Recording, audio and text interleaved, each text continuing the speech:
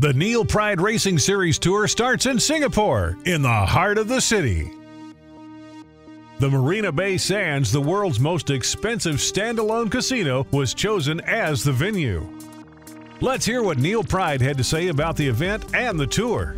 Well, we had this concept of launching the evolution of the RSX and our RS1 intermediate board as in a major financial center like Singapore, because we want to put windsurfing right in front of the opinion leaders of the world and get windsurfing on a new growth path.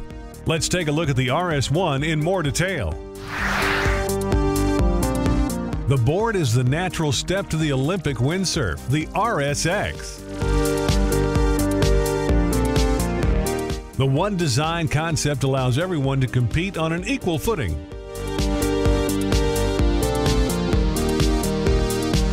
The main focus of the sail was easy handling and good performance in a wide range of wind conditions. Faustine Marais, the gold medalist of the 2004 Olympics, will explain more about the RS1 board. As you can see, it's a bit longer and nearest than the RS6, so easier board to sail. It's 3 meters length and 80 large. There is a rail as well to play in between planning condition and non-planning, and upwind sailing and downwind, which is really easy to slide on the forward or backward. Apart from the RS1, Neil Pride is developing the RSX Evolution. Manu Messien will tell us more about this development program. The board is basically the same as the actual RS6 regarding the specs of the length, the shape, and the only thing we worked on is a critical reduction of the weight. The tour takes place in places close to the city, which means tricky winds.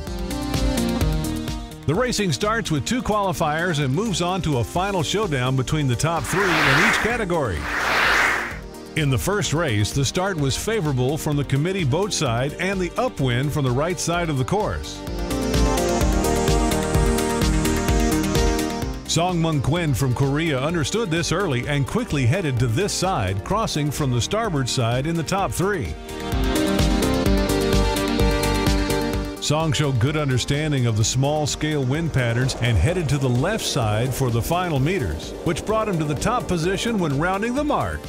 What should the sailors do next? Let's have a look at the race course. The sailors start with the upwind leg going diagonally against the wind. After rounding the mark, they start a 4-part downwind slalom, which ends between a buoy and the committee boat.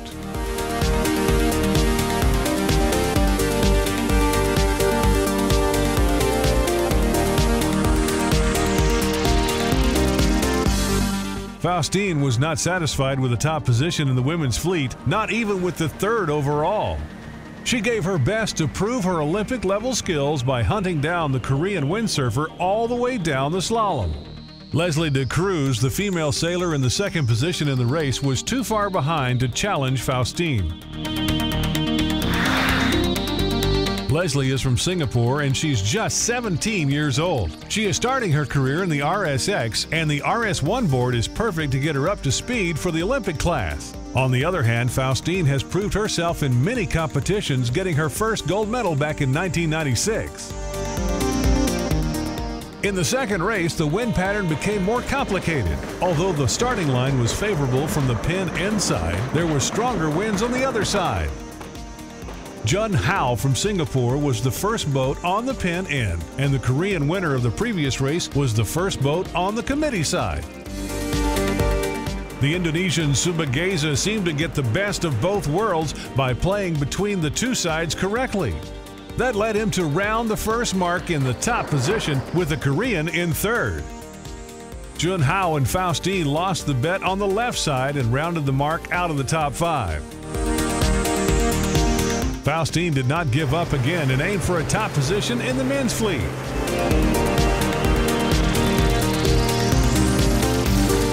Subageza retained his lead until the end and qualified for the finals along with Song Mung Quinn from Korea. Although the RS1 Tour focuses on stadium racing for the city audience, the windsurfers love to take it to open waters, aiming for stronger winds and higher speed.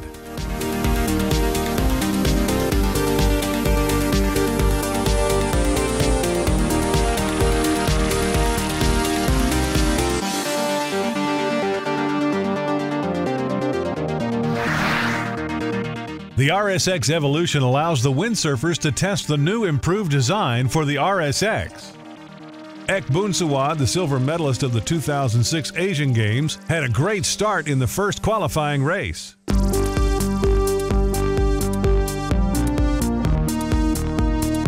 However, Andy Lang Ho Tsun from Hong Kong managed to get a stronger wind gust and overtook him in the middle of the upwind leg. Lee Tae-hoon from Korea was hot on their trail, trying to reduce their lead and secure a place in the finals. He rounded the last mark 10 meters behind Andy, and it seemed that this was about the best he could do, with the finish being just a few minutes away. The wind gave Lee a last-minute bonus, and he was quick to get it. He pumped hard, blocked Andy's wind, and crossed the line a few centimeters in front of him. Going from third to first was a great boost in view of the finals. Ek and Lee were the two windsurfers most likely to win the top spot of the RSX Evolution ranks. They have been racing and getting top 3 positions in Asia for quite some time, so they knew from the start that it would not be easy.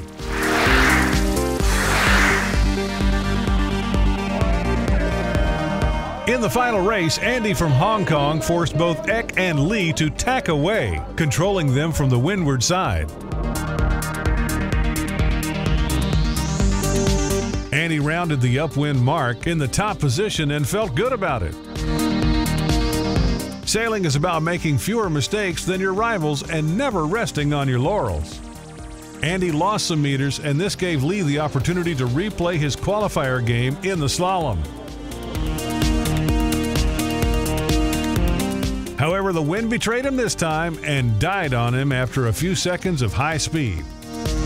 Andy from Hong Kong won the title and the prize money against all odds and left Ek and Lee puzzled. Let's have a look at the final results of the RSX Evolution.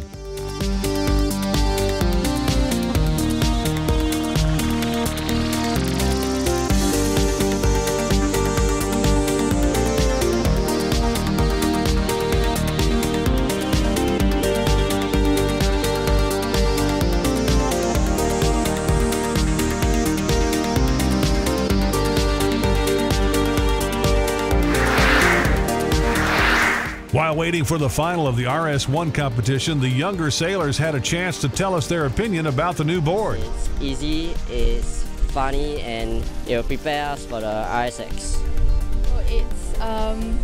It's good for people my age to try the RS1, so it's good for like younger people to get used to it first, then it's like you can step up to the RSX after that, so it's a good way to keep on going. Faustine and Subageza had a bad start on the pin inside. However, Faustine was quick to tack away from the low wind in order not to let Leslie get away with the prize money in the women's category. Faustine pumped more than Leslie and got a little bit more wind from the right side, which brought her to the top spot. Subageza followed Faustine's example, chose the right side in the upwind, and rounded the upwind mark ahead of the men's fleet. Song Mung Quinn from Korea tried to mimic the example of his compatriot Lee Tae-hoon and focused on getting some good wind on the last slalom.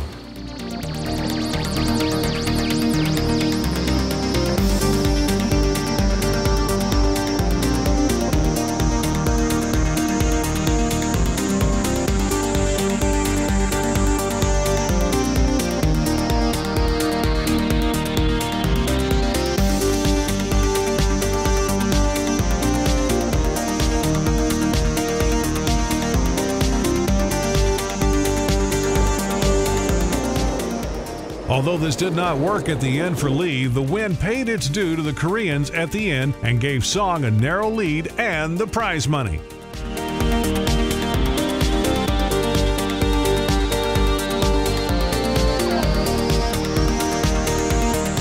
Let's have a look at the final results of the RS1 competition.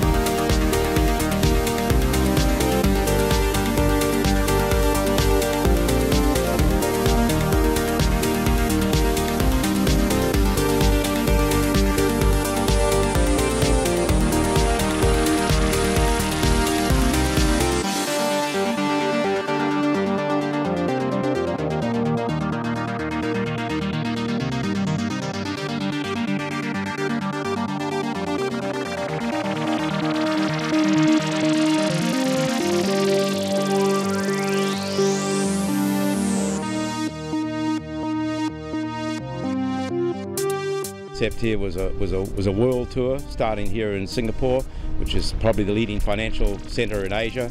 We'll go on to Hong Kong. We'll basically try to end up in New York, and we want to put windsurfing right in front of the major financial centres of the world. We want to make the financial leaders and the business leaders of the world aware of what windsurfing can do in terms of the promotional values in the sport, and hopefully through this we'll get the support to get windsurfing on a new growth track. Stay tuned for the next stops of the tour in Shanghai and Hong Kong in the coming months.